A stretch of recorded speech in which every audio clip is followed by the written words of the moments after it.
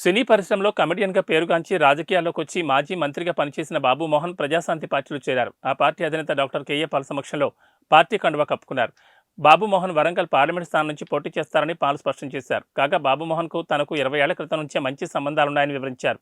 మరోవైపు BJP, BRS పార్టీలపై తీవ్రంగా స్పందించారు. ఇరు పార్టీలు తనను మోసం చేశాయని ఆరోపించారు. టికెట్ ఇస్తామని చెప్పి మాట తప్పారని ఆరోపించారు. అసలు బీజేపీలో పార్టీలు చేయడం కూడా అసలు టీఆర్ఎస్ అప్పుడే వద్దనుకున్న విరక్తి.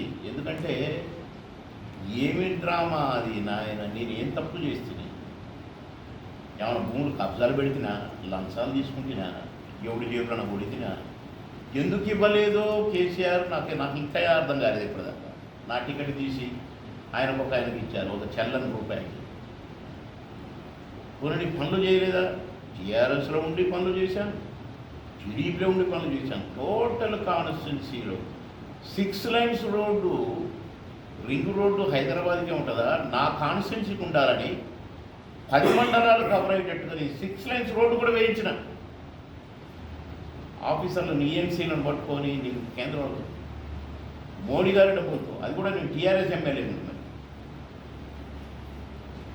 ప్రధానమంత్రి యోజన దాంట్లో 6 లైన్స్ రోడ్ కంది దగ్గర స్టార్ట్ అయితే ఫస్ట్ పుల్కల్ మండల్, తర్వాత అందూరు మండల్, తర్వాత అల్లాదూరు మండల్, తర్వాత ఇట్లా 10 మండల్స్ కవర్ చేస్తూ వేసిన.